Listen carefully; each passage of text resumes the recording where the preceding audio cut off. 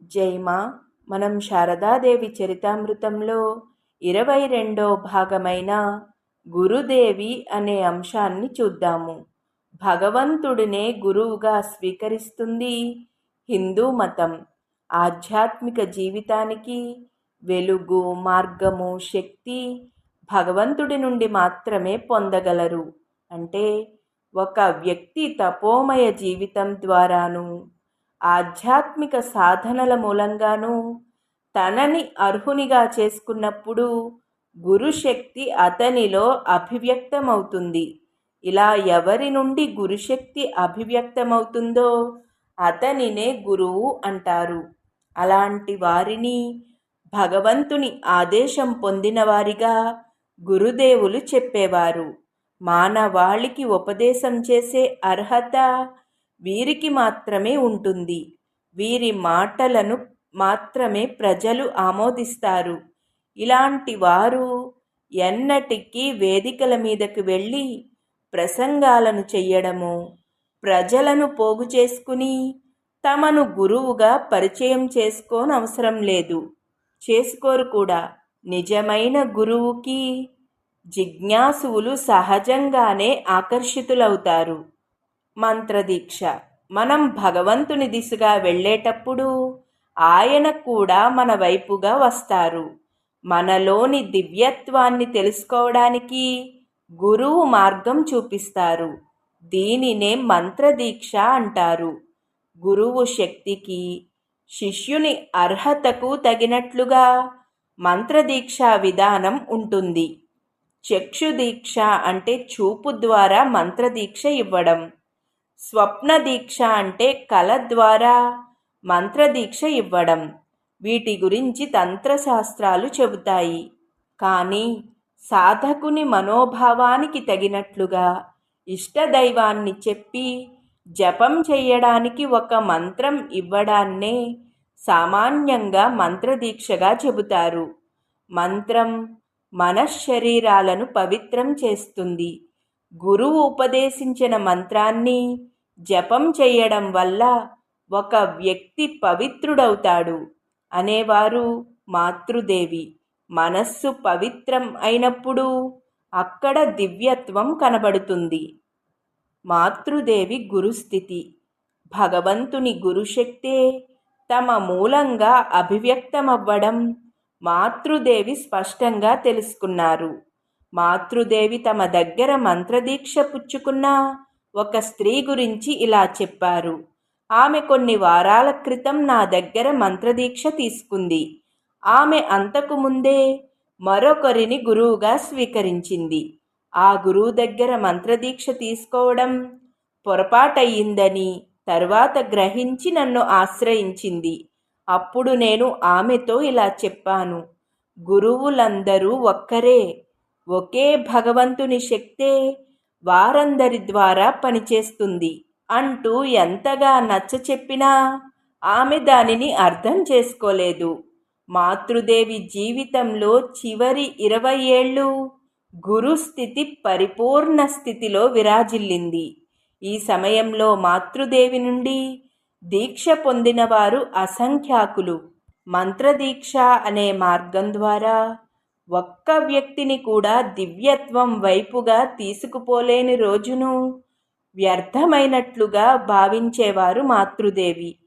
కొత్త భక్తులు ఎవ్వరూ రాని రోజుల్లో మాతృదేవి గురుదేవులతో ఈరోజు వ్యర్థమైపోయింది, ఒక్క భక్తుడు కూడా రాలేదు, ప్రతిరోజు ఎవరికైనా కొంత మంచి చెయ్యాలి అంటూ నాతో అన్నారు కదా, కానీ ఈరోజు ఎవ్వరూ రాలేదే అంటూ గురుదేవులతో చెప్పుకునేవారు. ఎవరైనా భక్తులు వస్తే ఎంతో సంతోషించేవారు. మంత్రదీక్ష విషయంలో మాతృదేవి మరెవ్వరినీ అడ్డు రానివ్వరు, ఎవరి మాట పట్టించుకోరు. అది ఆమె అవతార కార్యం అనడానికంటే హృదయ స్పందన అనవచ్చు. ఒకసారి జైరాంబాటిలో ఉన్నప్పుడు మాతృదేవికి మలేరియా జ్వరం వచ్చింది. ఆ సమయంలో ఎవ్వరినీ మంత్రదీక్ష కోసం మాతృదేవి వద్దకు పంపకూడదని స్వామి శారదానంద గట్టిగా చెప్పారు. అప్పుడు మాతృదేవిని దర్శించడానికి ఎంతో ఆతురతతో ఒక భక్తుడు వచ్చాడు. శిష్యులు అతన్ని అనుమతించడానికి నిరాకరించారు. కానీ వచ్చిన భక్తుడు మాతృదేవి దర్శన విషయంలో పట్టుదలగా ఉన్నాడు. శిష్యులు అడ్డుకుంటే అతను లోపలికి వెళ్ళడానికి ప్రయత్నించినప్పుడు అక్కడ చిన్న గడబిడ బయలుదేరింది. అది విని మాతృదేవి లేచి వచ్చి, అతన్ని లోపలికి పంపడానికి ఎందుకు అడ్డుపడుతున్నావు అని అడిగారు.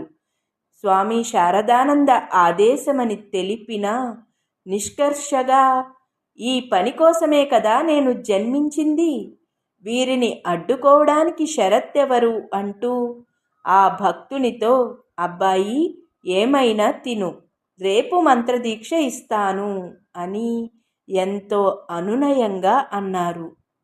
దీక్షా పద్ధతి. మాతృదేవి నేను గురువును, వీరందరికీ దారి చూపిస్తాను అనే భావంతో ఎన్నడూ పనిచేయలేదు. ఆమెకు చెందినంత వరకు ఆమె జీవించారు. తాను శ్రీరామకృష్ణులనే అవతార పురుషుని కృపాశక్తి అనే భావంలో తమ వద్ద సంపూర్ణంగా ఇచ్చి వెళ్ళిన ఆధ్యాత్మిక శక్తి గనిగా నెలకొన్నారు. ఆమె నుండి ప్రసరించిన కృపాశక్తి ఎక్కడెక్కడ ఎన్నెన్ని మార్పులు తీసుకురావాలో అన్నీ నిర్వర్తించింది.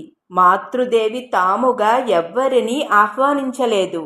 నా వద్దకు రాదలుచుకున్నవారు ప్రాపంచిక బంధాలను తెంచుకుని తమంతట తామే వస్తారు, నేను వారికి ఆహ్వానం అందించవలసిన పని లేదు అనేవారు. ఆమె పరోక్షంగానే జీవించారు. బహుకొద్ది మంది మాత్రమే ఆమెను ఎరుగుదురు. ఆమెకు చెందినంతవరకు గురుదేవులు మాత్రమే యథార్థ గురువు. గురుదేవులే వారిని పంపిస్తున్నారు. నా వంతు ఇందులో ఏమీ లేదు. ఆయనే వీరందరినీ ఆశీర్వదిస్తారు. నేను ఆయన పరికరాన్ని మాత్రమే అనేవారు మాతృదేవి. మాతృదేవి మంత్రదీక్ష ఇవ్వడానికి అవసరమైన ముఖ్య విధులను పాటించేవారు. కానీ తమకంటూ కొన్ని పద్ధతులు ఏర్పరచుకున్నారు. కాశీలో ఎవ్వరికీ మంత్రదీక్ష ఇచ్చేవారు కాదు. కాశీ పరమేశ్వరుని చోటు. అక్కడ ఆయన మాత్రమే గురువు అనేవారు. అలాగే గురుదేవుల జన్మదినం రోజున కూడా ఎవ్వరికీ మంత్రదీక్ష ఇవ్వరు. సామాన్యంగా తమ కుటుంబంలోని వారికి కూడా మంత్రదీక్ష ఇవ్వరు. కానీ సోదరుడు ప్రసన్నుని భార్య సువాసిని ఎంతో ప్రాధేయపడినందుకు మాతృదేవి ఆమెకి మంత్రదీక్షనిచ్చారు. సువాసిని మాతృదేవి పట్ల అత్యంత భక్తిభావంతో ఉండేది. ఆ తరువాత మాకు, భూదేవ్, రాధు, మన్మధులకు కూడా మంత్రదీక్షనిచ్చారు. మాతృదేవి బాహ్యమైన ఆచారాల్ని పట్టించుకునేవారు కాదు. ఎందుకంటే ఆత్మకు శరీరానికి ఎలాంటి సంబంధం లేదు కదా అనేవారు. మాతృదేవి మంత్రదీక్షని తమ ఇంటి వసారాలో కూడా ఇచ్చేవారు. ఒక భక్తుడికి మైదానం పచ్చిక బయలు మీద కూర్చోబెట్టి మంత్రదీక్ష ఇచ్చారు. కొన్నిసార్లు అర్హత ఉన్నవారికి అడగకుండానే మంత్రదీక్షని ఇచ్చేవారు. 8-10 సంవత్సరాల పిల్లలు కూడా మంత్రదీక్ష కావాలని ప్రాధేయపడినప్పుడు గోలాత్మ లాంటి వారు వారించినా కూడా వారికి మంత్రదీక్ష ప్రసాదించి ఆశీర్వదించేవారు. ఇలా మాతృదేవి కరుణకి సాంప్రదాయాలు, క్రతువులు ఎన్నడూ అడ్డుపడలేదు. ఒకసారి ఒక శిష్యుడు శారదానంద స్వామితో ఇలా అన్నాడు, మాతృదేవి మంత్రదీక్షనివ్వడానికి 2 నిమిషాలే తీసుకుంటారు, కానీ మీరు ఎక్కువ సమయం తీసుకుంటారెందుకు అని అడిగాడు. అందుకు శారదానంద స్వామి, మాతృదేవి విషయమే వేరు. ఆమె ఒక వ్యక్తిని గురుదేవులకు అర్పించడానికి అతన్ని స్పృశిస్తేనో లేక తలుచుకుంటేనే చాలు. కానీ నేను గురుదేవులకు నా శిష్యుణ్ణి అప్పచెప్పడానికి, ఆయన స్వీకరించింది లేనిది తెలుసుకోవడానికి చాలాసేపు ధ్యానం చేయాల్సి వస్తుంది అని శారదానంద స్వామి అన్నారు. కలలో దీక్ష. అర్హులైన కొందరికి కలలో కూడా మంత్రదీక్ష ప్రసాదించారు మాతృదేవి. ఎప్పుడు మాతృదేవిని చూడని వారు స్వప్నంలో మాతృదేవిని సాక్షాత్తు జగన్మాతగా చూశారు. కొందరు స్వప్నంలో మాతృదేవి నుండి పూర్తిగానో పాక్షికంగానో మంత్రం పొంది ఉన్నారు. అంతేకాదు, ఆ తరువాత వారందరూ మాతృదేవిని ప్రత్యక్షంగా దర్శించి మంత్రదీక్ష తీసుకున్నప్పుడు స్వప్నంలో పొందిన అదే మంత్రాన్ని మాతృదేవి ఇవ్వడం గమనించారు. గిరీష్ జీవితంలో మాతృదేవి స్వప్నంలో మార్గదర్శిగా కటాక్షించారనడానికి గిరీష్ ఘోష్ జీవితంలో ఒక సంఘటన ఉదాహరణగా ఉంది. గురుదేవుల పట్ల గిరీష్కి అచంచలమైన భక్తి విశ్వాసాలు.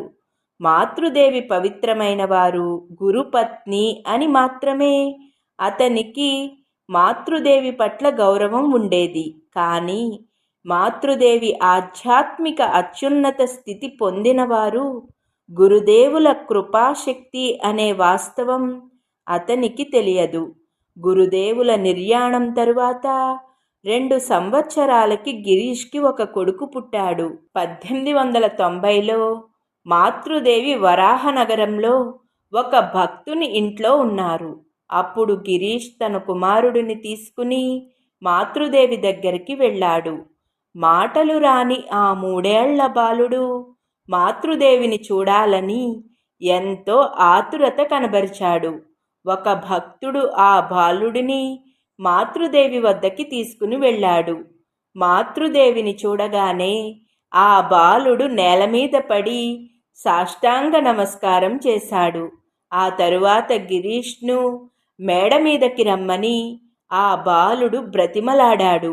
అందుకు గిరీష్, పాపమే మూర్తీభవించిన నేను మాతృదేవిని ఎలా చూడగలను అంటూ తటపటాయించగా ఆ బాలుడు ఎంతో బ్రతిమలాడడంతో అతణ్ణి ఎత్తుకుని మేడ మీదకి వెళ్ళాడు. గిరీష్ మాతృదేవి పాదాల మీద పడి, అమ్మా, ఈ బాలుడి వల్ల ఈరోజు మీ పాదపద్మాలను దర్శించుకునే భాగ్యం కలిగింది అని గద్గద స్వరంతో అన్నాడు. అప్పుడు అతడు మాతృదేవి ముఖాన్ని చూడలేదు. దురదృష్టవశాత్తు ఆ బాలుడు కొంతకాలానికే చనిపోయాడు. గిరీష్ శోకంలో మునిగిపోయాడు. గిరీష్ దుఃఖాన్ని చూసిన నిరంజనానంద స్వామి మాతృదేవిని దర్శించుకోమని సలహా ఇచ్చారు. అప్పుడు నిరంజనానంద స్వామి కొందరు ఇతర సన్యాసులతో కలిసి గిరీష్ మాతృదేవిని చూడడానికి జైరాంబాటికి వెళ్ళాడు. ఇప్పుడు గిరీష్ మాతృదేవిని 2వసారి దర్శించుకుంటున్నాడు. గిరీష్ మాతృదేవికి సాష్టాంగపడి నమస్కరించి మాతృదేవి ముఖాన్ని చూడగానే దిగ్భ్రమతో అక్కడి నుండి వెంటనే బయటకి వచ్చేశాడు. అప్పుడు నిరంజనానంద స్వామి గిరీష్ దగ్గరికి వచ్చి కారణం ఏమిటి అని అడిగారు. చాలాసేపటి తరువాత గిరీష్ నిరంజనానంద స్వామితో, నా కోసం మీరు మాతృదేవిని ఒక విషయం అడిగి రావాలి. నాకు 19వ ఏట కలలో కనిపించినది మాతృదేవేనా అనే విషయం అడిగిరండి అని అన్నాడు. అప్పుడు నిరంజనానంద వెళ్ళి మాతృదేవిని అడిగినప్పుడు, అవును, కనబడింది నేనే అన్నారు. ఆ తరువాత గిరీష్ ఈ విషయం గురించి ఇలా వివరించారు. గిరీష్ తన 19వ ఏట ఘోర వ్యాధిన పడినాడు. అప్పుడు వైద్యులందరూ లాభం లేదని చెప్పేశారు. గిరీష్కి ఒకరోజు కల వచ్చింది. ఆ కలలో హఠాత్తుగా ఆకాశమంతా దేదీప్యమానమైన తేజస్సుతో నిండిపోయింది.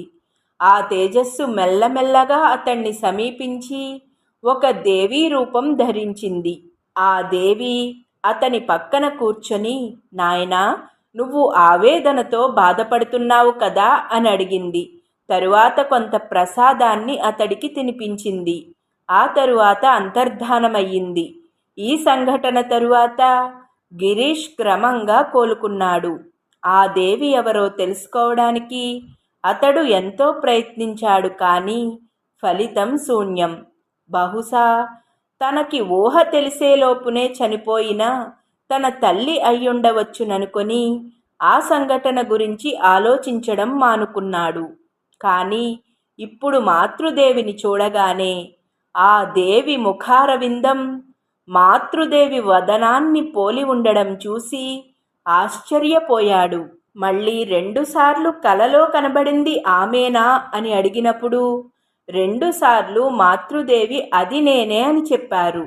చివరిసారి చెప్పినప్పుడు కలలో కనబడింది నేనే, అంత మాత్రమే కాదు, నిజంగానే నేను మీ అమ్మను, నీ గురువు భార్య అయినందువల్ల కాదు, నిజంగానే నేను నీ తల్లినే అన్నారు.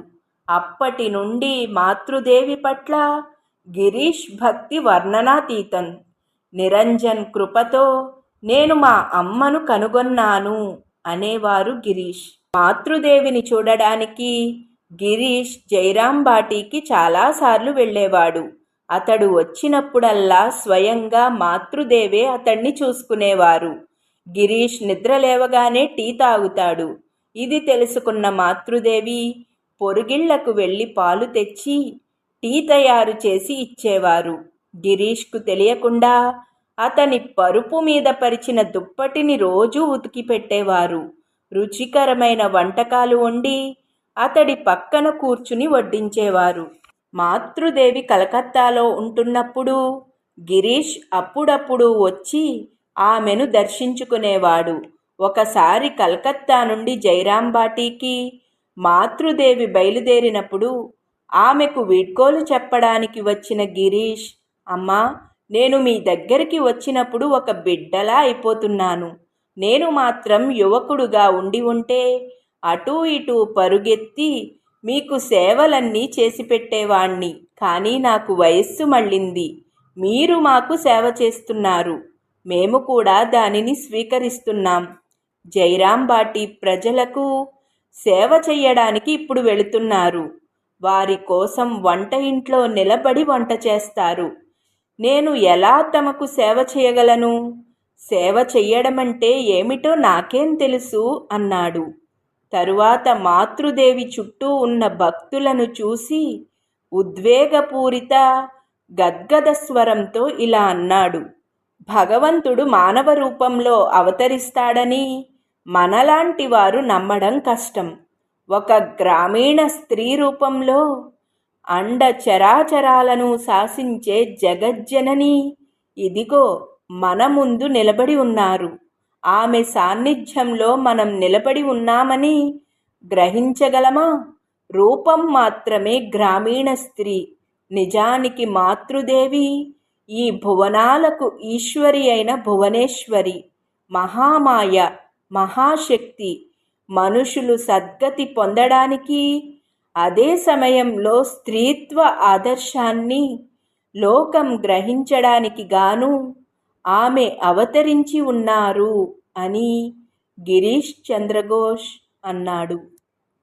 స్వామి రామకృష్ణానంద జీవితంలో దివ్య దృశ్యం మూలంగా మాతృదేవి కృపాకటాక్షం ప్రసరించడం స్వామి రామకృష్ణానంద జీవితంలో చూడవచ్చు. మాతృదేవి పాద పద్మాలు దక్షిణ దేశంలో మోపడానికి రామకృష్ణానంద స్వామే కారణము. రామకృష్ణానంద స్వామి చివరి రోజుల్లో వారికి మాతృదేవిని చూడాలని అనిపించింది. అప్పుడు మాతృదేవి జైరాం బాటీలో ఉన్నారు. స్వామివారి తపన తెలిసినప్పటికీ మాతృదేవి వెంటనే కలకత్తాకి రాలేకపోయారు. కానీ కరుణా స్వరూపిణి అయిన మాతృదేవి ప్రత్యక్షంగా వచ్చి తీర్చలేని ఆయన తపనను ఒక దివ్య దర్శనం మూలంగా తీర్చారు. స్వామి ఈ భూలోకంలో జీవించిన చివరి రాత్రి ఆ దివ్య దర్శనం ఆయనకు లభించింది. ఇక నాగ్ మహాశయ్ మాతృదేవి మహత్వాన్ని గుర్తించి ఆరాధించిన వారిలో నాగ్ మహాశయ్ ముఖ్యుడు. ఈయన గురుదేవుల గృహస్థ శిష్యులు. ఈయన జన్మించడంతో తూర్పు వంగదేశమే పవిత్రతను సంతరించుకుంది అనేవారు స్వామి వివేకానంద. ఈయన అసాధారణమైన భక్తుడు. మాతృదేవిని దర్శించడానికి వచ్చినప్పుడు ఆయనలో ఒక భక్తి తుఫానే చెలరేగేది. మాతృదేవి నీలాంబర ముఖర్జీ ఇంట్లో ఉంటున్నప్పుడు ఆమె దర్శనార్థం వచ్చేవారు. అప్పుడు బాహ్య ప్రపంచాన్ని మరిచిపోయి మైమరచిన స్థితిలో వచ్చేవారు. ఆ రోజుల్లో భక్తులు పురుషులు మాతృదేవి సమక్షంలో అనుమతించబడేవారు కారు. వారందరూ దిగువ మెట్ల మీద తల వ్రంచి ప్రణమిల్లేవారు. ఫలానా వ్యక్తి ప్రణమిల్లుతున్నాడు అంటూ అప్పుడు మాతృదేవికి తెలిపేవారు.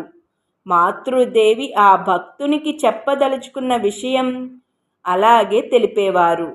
నాగ్ మహాశయ్ వస్తే మాత్రం మాతృదేవి తమ దగ్గరికి రప్పించుకుని చేయి పట్టుకుని కూర్చోబెట్టి తామే ప్రసాదం తినిపించేవారు. ఎందుకంటే చేతికిస్తే భక్తి పారవశ్యంలో దానిని తలపై రాసుకుంటారు. లేకపోతే మాతృదేవి పవిత్రమైన చేతులు స్పృశించాయి అని ప్రసాదం ఉంచిన ఆకును కూడా తినడానికి ప్రయత్నిస్తారు. వచ్చినప్పటి నుండి తిరిగి వెళ్ళేదాకా మైమరచిన పారవస్యంలో అమ్మా అమ్మా అని మాత్రం అంటూ ఉంటారు. మాతృదేవి అతని వీపును నిమురుతూ చెవిలో గురుదేవుల పవిత్ర నామాన్ని చెబుతూ కొంత బాహ్య స్మృతి వచ్చేలా చేస్తారు.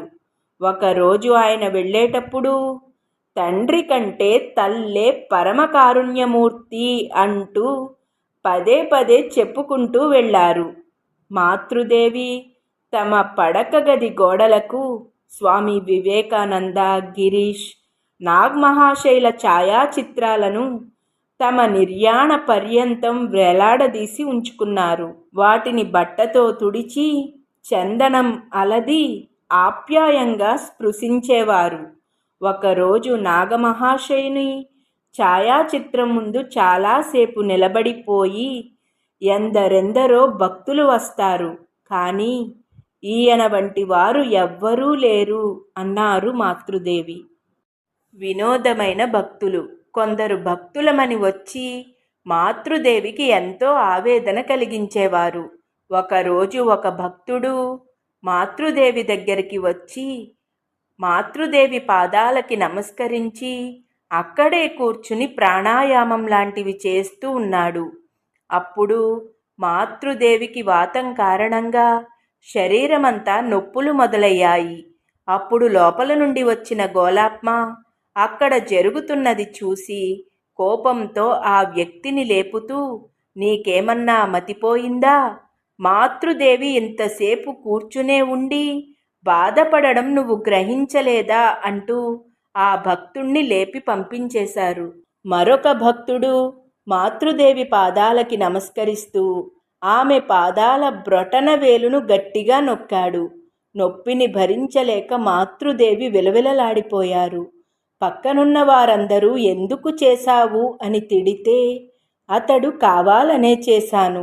ఆ నొప్పి కారణంగా మాతృదేవికి నేను సదా జ్ఞాపకంలో ఉంటాను అని అన్నాడు.